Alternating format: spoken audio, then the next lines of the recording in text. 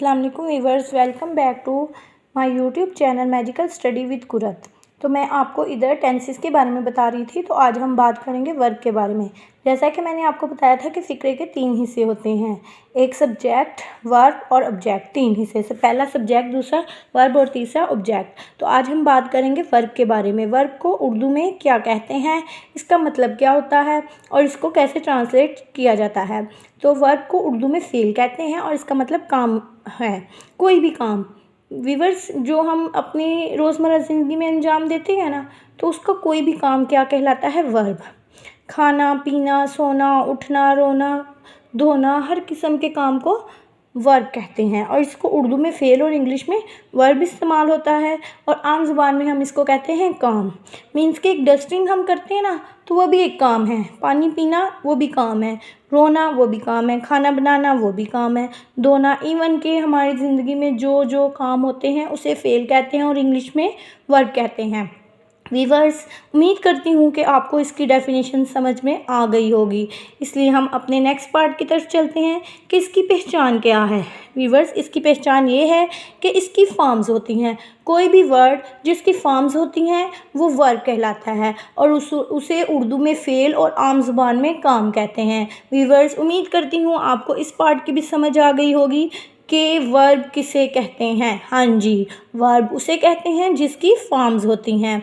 ये अपने ज़हन नशीन, ये याद दहानी कर लें अपने ज़हन में कि वर्ब किसे कहते हैं। वीवर्स, मैं वर्ब पे इसलिए ज़ोर दे रही हूँ कि हमारी रोज़मर्रा ज़िंदगी में वर्ब बहुत अहमियत के हामिल होता है। मीन्स के अगर टेंसेस ले लें, हुक्मिया फ़िक्रे ले लें, रिक्वेस्ट वाले फ़िक्रे ले लें, मतलब जिसमें हम दरख्वास्त कर रहे हैं, गुजारिश कर रहे हैं, तो लिसनर वहाँ भी वर्ब ही इस्तेमाल होगा। करेक्शन ले लें, उसमें भी वर्ब इस्तेमाल होगा। अगर हम स्कूल की ट्रांसलेशन किसी बुक की करते हैं इंग्लिश में, उसमें भी वर्ब इस्तेमाल होगा। इवन के फिज़िक्स, केमिस्ट्री, बायो, मीन्स के हर जो भी हमारा इंग्लिश का सब्जेक्ट है उसमें वर्ब ज़रूर इस्तेमाल होगा। तो अगर उर्दू का सब्जेक्ट है तो उसमें फ़ेल। वीवर्स, हमारा टेंस सीखना बहुत ज़रूरी है। चलिए आइए हम अपनी टॉपिक की तरफ जाते हैं कि हम पॉइंट कर रहे थे। पॉइंट ये था हमारा कि वर्ब किसे कहते हैं। हाँ जी, जिसकी फॉर्म्स होती हैं उसे वर्ब कहते हैं और जो जिनकी फॉर्म्स नहीं होती ना उसे वर्ब नहीं कहते। इसकी मैं 2-3 एग्जांपल आपको दूंगी जिनकी फॉर्म्स नहीं होती। जैसे एक्सपीरियंस, इसकी फॉर्म्स नहीं होती। जैसे एक्सपेंडिचर, इसकी फॉर्म नहीं होती। और एग्जामिनेशन, इसकी फॉर्म नहीं होती। हाँ, अब आपके जहन में आएगा इनकी फॉर्म क्यों नहीं होती, क्योंकि इनके एंड पे शन लगा हुआ है, इनके एंड पे एंस लगा हुआ है, इनके एंड पे चोर लगा हुआ है और जिनके एंड पे एंस, चोर और शन वाले अल्फाज आते हैं उनकी फॉर्म्स नहीं होती। और जिनकी फॉर्म्स नहीं होती मीन्स के उनके मीनिंग में सिर्फ एक लफ्ज़ होता है। जैसे एग्जामिनेशन, इसका मीनिंग क्या है, इम्तिहान। एक्सपीरियंस, इसका मतलब क्या है, तजर्बा। जिसके मीनिंग में सिर्फ एक वर्ड आता है ना वीवर्स, वो वर्ब नहीं होते।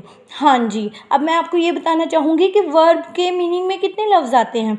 वीवर्स, जैसा कि मैंने इधर रिटन फॉर्म में लिखा हुआ है कि वर्ब के मायने में 2, 3, 4 या 5 अल्फाज हो सकते हैं। हाँ जी, गो का मतलब खाली जाना नहीं है, गो का मतलब है जाता है। और एग्ज़ाम का मतलब खाली इम्तिहान नहीं है, एग्ज़ाम का मतलब है इम्तिहान देता है। इस तरह विज़िट का मतलब हम सैर करते हैं। अगर हम सब्जेक्ट में से अगर एक लफ्ज़ लें ना, हम, वही, तो हम का मैंने आपको मीनिंग बताया था, वही। हाँ जी वीवर्स, मैं चाहूँगी कि आपको वर्ड टू वर्ड मैं आपको इंग्लिश सिखा सकूँ और अल्हम्दुलिल्लाह मैं अपने वादे पे पूरा उतर रही हूँ।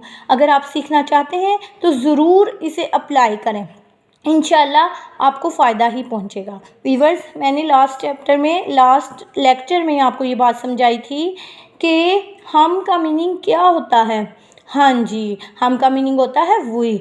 तो विज़िट, हम सैर करते हैं, ये हमारा एक जुमला बन गया ना। हम सैर करते हैं। वी ईट, हम खाना खाते हैं। आई ईट, मैं खाना खाता हूँ। हाँ जी वीवर्स, मैं चाहूँगी कि आप इसको रोज़मर्रा ज़िंदगी में अप्लाई करें। हाँ जी, अब हमारा 2 लफ्ज़ों से फ़िक्रा मुकम्मल हो चुका है। अब हम बात करेंगे नेक्स्ट लेक्चर में सब्जेक्ट के। वीवर्स, मैं आपको इसलिए आहिस्ता आहिस्ता लेकर चल रही हूँ ताकि आप समझ सकें। समझाने को तो मैं एक दिन में समझा दूँगी, लेकिन मुझे पता है कि वीवर्स के पास इतना टाइम नहीं होता कि वो एक दिन में ही सारा लेक्चर समझें।